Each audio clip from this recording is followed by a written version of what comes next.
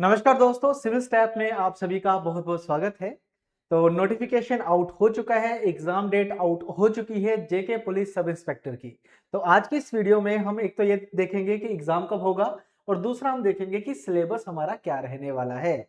और फ्यूचर में इसी यूट्यूब चैनल पे हम आपको इस पर्टिकुलर एग्जाम की तैयारी भी करवाएंगे। तो चलिए दोस्तों, शुरू करते हैं आज की वीडियो। सबसे पहले अगर मैं एग्जाम डेट की बात करूं तो जो पेपर है वो रहेगा हमारा 29 नवंबर को। 29 नवंबर को हमारा एग्जाम जो है वो कंडक्ट होने वाला है जेके पुलिस सब इंस्पेक्टर का। और जेके पुलिस सब इंस्पेक्टर में जो टेलीकम्युनिकेशन का जो डिपार्टमेंट है उसका एग्जाम जो होगा वो होगा 23 दिसंबर को। ठीक है, जैसे अभी अगस्त महीना चल रहा है तो अगस्त भी पूरा ही समझ लो, सितंबर अक्टूबर और नवंबर भी पूरा ही समझ लो।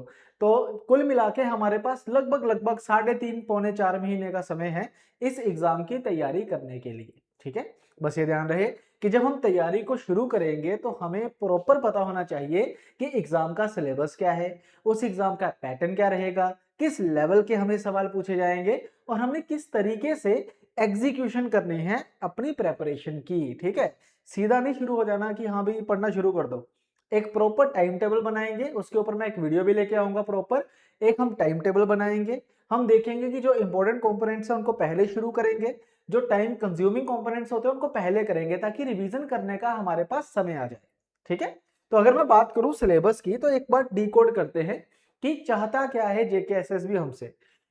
पार्ट ए जो है हमारे पास वो है हमारे पास ही जनरल इंटेलिजेंस एंड रीजनिंग का।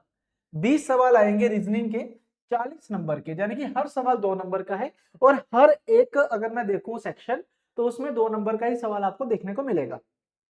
ऐसे ही जनरल अवेयरनेस, जनरल अवेयरनेस का मतलब क्या है, जिसमें आपका पूरा जीएस का पार्ट रहेगा प्लस जे एंड के जीके रहने वाली है। टोटल 20 सवाल इसके रहेंगे जिसके 40 नंबर होंगे। इसमें करंट अफेयर्स भी रहेंगे। फिर आएगा क्वांटिटेटिव एप्टीट्यूड, जिसे हम अरिथमेटिक बोल देते हैं या फिर बीजगणित जिसको हम बोल देते हैं अर्थमेटिक। ठीक है, इसके 15 क्वेश्चन है, डिटेल सिलेबस दिया हुआ है 30 मार्क्स का। फिर लिखा हुआ है, ये वाला नीचे वाले पे आओ, इंग्लिश बाद में डिस्कस करते हैं।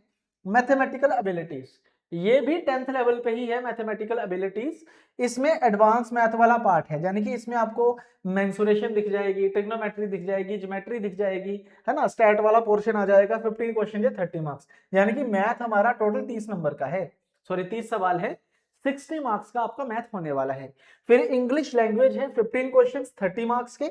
और लास्ट में कंप्यूटर प्रोफिशिएंसी यानी कि बेसिक्स ऑफ कंप्यूटर्स रहेंगे, 15 मार्क्स 30 क्वेश्चंस, 30 मार्क्स 15 क्वेश्चंस। तो कुल मिला के 100 नंबर सवालों का हमारा पेपर होगा, 200 नंबर का हमारा पेपर होने वाला है। इसको करने के लिए आपको 120 मिनट मिलेंगे और नेगेटिव मार्किंग रहेगी 1/4। 1/4 नेगेटिव मार्किंग का मतलब क्या है कि अगर 2 नंबर का एक सवाल है, अगर 2 नंबर का एक सवाल है तो नेगेटिव मार्किंग 1/4, यानी कि एक सवाल गलत करने पे 0.5 मार्क्स आपके कट जाएंगे। 0.5 मार्क्स कटेंगे अगर आप एक सवाल को गलत करते हो तो। ठीक है, तो ये कुछ इस तरीके से हमारा एग्जाम का पैटर्न होने वाला है। अब समझते हैं कि सिलेबस में क्या मेंशन किया गया है। सिलेबस में ना बड़ा पैराग्राफ से लिखे हुए हैं इस तरीके से, हमने अपने काम की चीज डिकोड करनी है इसमें से।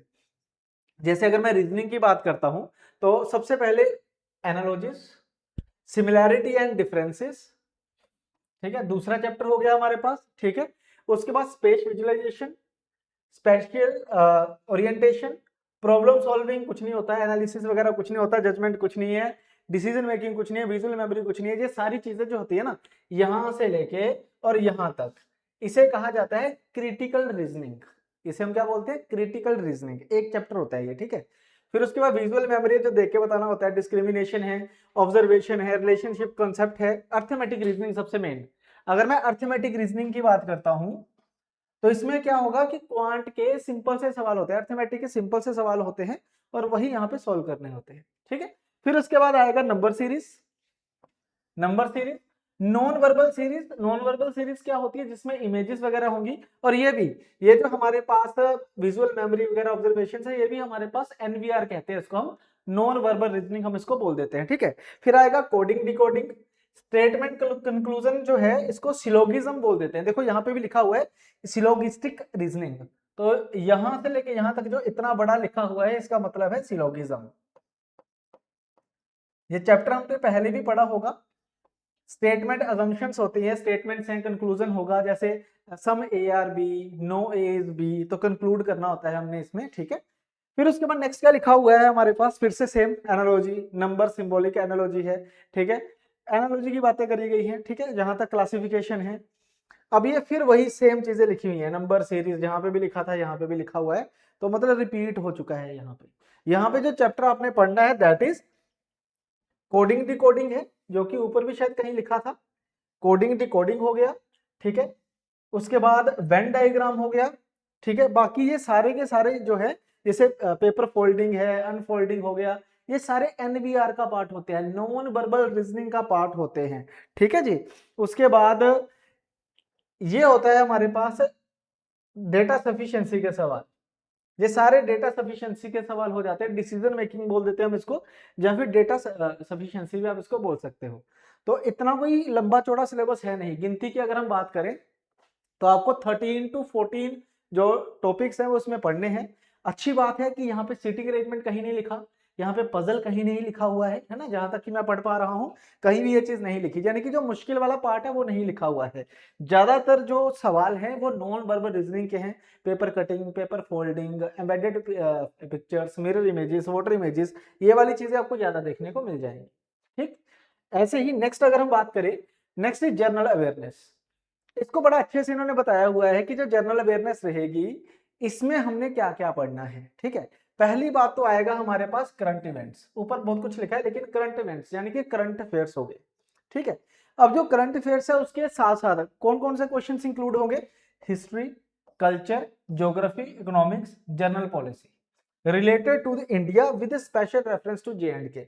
मतलब इंडिया का तो पढ़ना ही पढ़ना है, साथ में हमने जे एंड के की भी ये सारी चीजें पढ़नी है, मतलब हिस्ट्री ऑफ जे एंड के, कल्चर ऑफ जे एंड के, ज्योग्राफी ऑफ जे एंड के, इकोनॉमिक्स ऑफ जे एंड के, जो कि आती रहती है ना हर साल, जो आपको दिखेगा करंट ओरिएंटेड। फिर स्पोर्ट्स है, साइंस है, scientific research, people in news and current affairs. अब देखो ये चीजें क्या है, स्पोर्ट्स मतलब पिछले साल तक कि स्पोर्ट्स में किसको क्या अवार्ड मिले हैं, कौन जीता कौन हारा, साइंटिफिक रिसर्चेस वगैरह जैसे नोबेल प्राइजेस वगैरह की बात हो जाती है, तो ये वाले सवाल आपको यहाँ पे देखने को मिल जाएंगे, ठीक है। थर्ड नंबर पे हमारे पास आता है क्वांटिटेटिव एप्टीट्यूड। अब क्वांटिटेटिव एप्टीट्यूड में क्या लिखा है, ये बेसिक मैथ होता है, बेसिक मैथ को हम क्वांटिटेटिव एप्टीट्यूड बोल देते हैं, जिसमें हमसे होल नंबर्स के बारे में पूछेगा, यानी कि नंबर सिस्टम आ जाएगा जिसमें decimal, fraction, relationship between numbers, ये देखो यहां तक, ये नंबर सिस्टम का बेसिक हो गया यहां तक, ठीक है। नंबर सिस्टम का बेसिक हो गया हमारे पास। फिर परसेंटेज है, रेशियो एंड प्रोपोर्शन है, स्क्वायर रूट तो चलो बेसिक का ही पार्ट होता है, फिर एवरेज हो गया, इंटरेस्ट, इंटरेस्ट में क्या होगा, simple interest and compound interest, ठीक है। फिर प्रॉफिट एंड लॉस हो जाएगा, फिर डिस्काउंट आ जाएगा, पार्टनरशिप, पार्टनरशिप हो गया, mixture and allegation, time and distance and time and work. 7-8 chapter हो गए अर्थमेटिक के। परमुटेशन, कॉम्बिनेशन, प्रोबेबिलिटी नहीं है, ठीक है। बोट एंड स्ट्रीम इसमें नहीं है, पाइप्स एंड सिस्टम इसमें नहीं है, प्रॉब्लम ऑन एजिस इसमें नहीं है, ठीक। नेक्स्ट पहले मैथ को ही देख लेते हैं, ये हमारा मैथमेटिकल एबिलिटी है, देखने में बहुत बड़ा लग रहा है लेकिन है नहीं। एक चैप्टर है बेसिक अलजेब्रा, ठीक है, स्कूल लेवल का अलजेब्रा है, एलिमेंट्री टाइप का, जिसमें सर्ट्स आ जाएंगे, लीनियर इक्वेशन आ जाएगी और बेसिक अलजेब्रा, आइडेंटिटीज। आइडेंटिटीज वही है, ए प्लस बी का होल स्क्वायर, ए माइनस बी का होल स्क्वायर, ए स्क्वायर माइनस बी स्क्वायर क्या होता है, या फिर ए प्लस बी का होल क्यूब, ए माइनस बी का होल क्यूब, ठीक है। फिर ज्योमेट्री की अगर हम बात करें तो ज्योमेट्री भी एलिमेंट्री लेवल की ही रहेगी, जिसमें ट्राइंगल पढ़ने हैं, उसमें कौन कौन से सेंटर होते हैं, जैसे ऑर्थो सेंटर हो गया, इन सेंटर हो गया, सर्कम सेंटर हो गया, सेंट्रोइड हो गया, ठीक है। ऐसे ही कॉन्ग्रुएंसी और सिमिलैरिटी ऑफ ट्राइंगल्स पढ़ने हैं, सर्कल्स पढ़ने हैं और उसकी कोड्स के बारे में पढ़ना है, टेंजेंट एंगल के बारे में पढ़ना है, ठीक है। कॉमन टेंजेंट के ऊपर सवाल बनेगा, तो डिफाइंड है कि क्या क्या पढ़ना है इसमें, ठीक है। अब इस पूरी ज्योमेट्री में अगर आप देखोगे तो आपको क्वाड्रिलेटरल्स नहीं दिखे, यानी कि क्वाड्रिलेटरल छोड़ सकते हैं हम।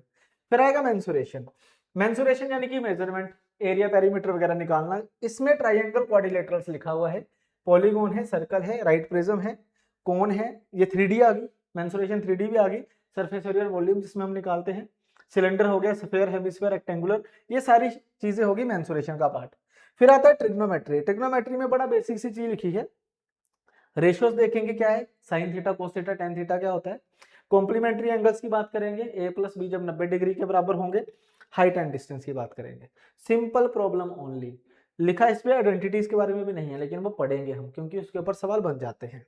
ठीक है, फिर आएगा स्टैटिस्टिक्स एंड प्रोबेबिलिटी, स्टैट पढ़ेंगे। ठीक है, उसमें भी मेंशन किया गया है क्या क्या पढ़ना है, ये सारे चार्ट्स हो गए, central tendency, mean median mode हमने पढ़ना है, और उसके बाद सिंपल प्रोबेबिलिटी की हम बात करेंगे। ठीक है, इसमें स्टैंडर्ड डेविएशन एक चीज लिखी हुई है, ये थोड़ा एक्स्ट्रा हो जाएगा स्टैट में, जो मुश्किल वाला पार्ट होता है, थोड़ा सा मुश्किल वाला पार्ट होता है। ठीक है, देन आफ्टर हम बात करेंगे यहाँ पे इंग्लिश कॉम्प्रिहेंशन, 15 सवाल 30 नंबर, बहुत बड़ा लिखा है, लेकिन हम इसमें से निकालेंगे कि क्या क्या चीज है। देखो वोकैबुलरी पूरी पढ़नी है, ग्रामर पढ़नी है। ठीक है, अब ये चीज लिखने की जरूरत नहीं है कि अगर वोकैबुलरी लिख दी तो। ठीक है, सिनोनिम्स एंटोनिम्स इसका पार्ट होता है। ठीक है, एरर लिखने की आवश्यकता नहीं है क्योंकि ग्रामर है तो एरर भी होंगे, फिलिंग द ब्लैंक्स ग्रामर है तो ये भी होगा, ये फिर से आ गए। ठीक है, बार बार आ रहे हैं। Spelling detecting misspelled idiom phrases is a part of vocabulary, one word substitution is a part of vocabulary. ठीक है, उसके बाद इंप्रूवमेंट ऑफ सेंटेंसेस, ग्रामर आनी चाहिए। एक्टिव पैसिव वॉइस हो गया, एक चैप्टर ये है। वर्ब हो गया, अच्छा ये तो पूरा ही है, एक्टिव पैसिव वॉइसेस ही हैं। ठीक है, डायरेक्ट इनडायरेक्ट नरेशन होगी। ठीक है, शफलिंग ऑफ सेंटेंसेस, ये रीअरेंजमेंट का पार्ट होता है, रीअरेंजमेंट बोलते हैं इसको हम। ठीक है, और देखो क्लोज टेस्ट हो गया, उसके बाद हमारे पास कॉम्प्रिहेंशन पैसेज हो गया। ठीक है जी, तो आपको जो टेस्ट होगा उसमें 3 या 3 से ज्यादा पैराग्राफ मिलेंगे। ठीक है, और at least one paragraph should be simple one based on the book of the story and the other 2 paragraph should be current affairs based on the report of an editorial. चलो ये भी बोल दिया कि 3 आपको पैराग्राफ मिल जाएंगे, और ये वाली चीजें आपसे पूछी जाएंगी, जैसे एक पैराग्राफ होता है कॉम्प्रिहेंशन होता है, उसमें वोकैबुलरी भी आ जाती है ना, मीनिंग वगैरह पूछ लेते हैं, क्वेश्चंस आ जाते हैं। हो सकता है कि एक पैराग्राफ आपको आ जाए उसमें क्लोज टेस्ट हो, मतलब कि आपने स्पेसिस गिवन और आपने उसको सॉल्व करना है। ठीक है, नेक्स्ट देखो, नेक्स्ट हमारे पास आ जाता है कंप्यूटर प्रोफिशिएंसी। देखो एक चीज तो माननी पड़ेगी, सिलेबस बड़ा अच्छे से डिफाइन किया हुआ है, तो पढ़ने में कोई दिक्कत होने वाली है नहीं, है ना, हमें बस प्लानिंग करनी है कि कब क्या पढ़ना है, हमारे पास 3.5 महीने का समय है। ठीक है, तो यहाँ पे नेक्स्ट क्या है, कंप्यूटर का बेसिक्स। इसमें बताया गया है कि कंपोनेंट्स ऑफ कंप्यूटर हैं ये सारे के सारे।